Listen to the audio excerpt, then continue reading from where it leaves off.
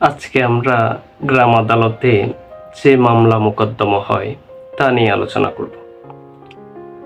আমাদের দেশের বিচার ব্যবস্থার সর্বনিম্ন স্তর হচ্ছে গ্রাম আদালত। গ্রাম আদালত বলতে আমরা কি বুঝি?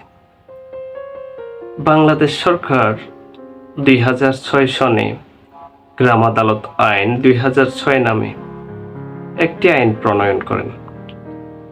গ্রাম আদালত আইন প্রণয়নের উদ্দেশ্য হচ্ছে প্রত্যেক ইউনিয়নের যে সকল বিরোধ বিবাদ থাকে তা দ্রুততম সময়ের মধ্যে নিষ্পত্তি করে আপস মীমাংসা করে একটা সমাধানের পথে চলে আসার আশাই হচ্ছে গ্রাম আদালতের মূল উদ্দেশ্য। 2006 সনের এই গ্রাম আদালত আইন এর 5 ধারায় বলা হচ্ছে গ্রাম আদালত গঠিত হবে। কিভাবে গ্রাম আদালত গঠিত হবে? একজন চেয়ারম্যান থাকবেন, যিনি প্রত্যেক ইউনিয়নে সাধারণ জনগণের ভোটে নির্বাচিত হয়ে থাকেন। এই ধরনের একজন চেয়ারম্যান থাকবেন এবং উভয় পক্ষ থেকে প্রত্যেক পক্ষ 2 জন করে সর্বমোট 4 জন এবং একজন চেয়ারম্যান সহ সর্বমোট টোটাল 5 জন নিয়ে গ্রাম আদালত গঠিত হবে। গ্রাম আদালতে গ্রাম অঞ্চলে যে সকল বিরোধ বিবাদ মীমাংসা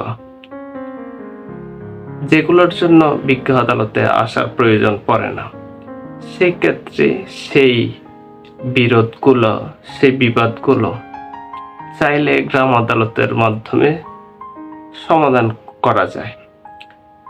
সেই উদ্দেশ্যে গ্রাম আদালতে ফৌজদারি এবং দেওয়ানি উভয় ধরনের মামলা হয়ে থাকে।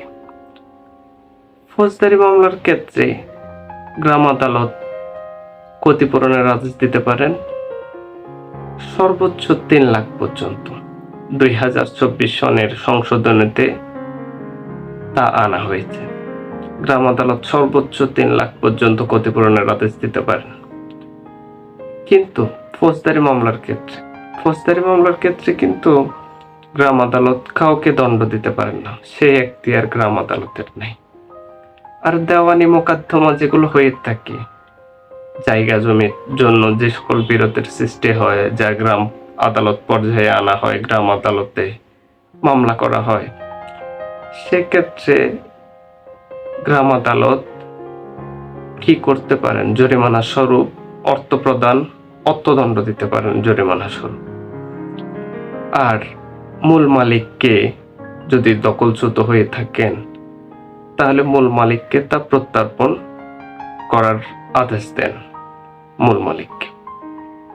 কিন্তু গ্রাম আদালত এই সকল আদেশ দিয়ে থাকেন। গ্রাম আদালতের আদেশে যে কোনো পক্ষ সংক্ষুব্ধ হয়ে থাকতে পারেন। যদি কোনো পক্ষ সংক্ষুব্ধ হন, তাহলে গ্রাম আদালতের আদেশের বিরুদ্ধে যদি সিভিল ম্যাটার হয়ে থাকে, তবে সহকারী জজ আদালতে আপিল করা যাবে। আর যদি ফৌজদারি ম্যাটার হয়ে থাকে, ক্রিমিনাল ম্যাটার হয়ে থাকে, সেক্ষেত্রে জুডিশিয়াল ম্যাজিস্ট্রেট আদালত বরাবর আপিল দায়ের করা যাবে। গ্রাম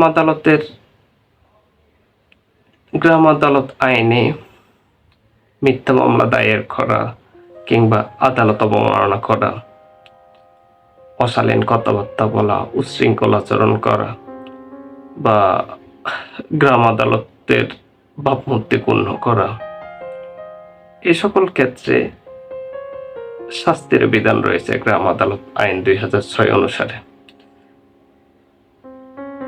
গ্রাম আদালত যারা পরিচালনা করে থাকেন, বিশেষ করে চেয়ারম্যান মহোদয় এবং মেম্বার্স যারা থাকেন বা গ্রামের মুরব্বী যাদেরকে মনোনীত করা হয়, উভয় পক্ষ মনোনীত করেন,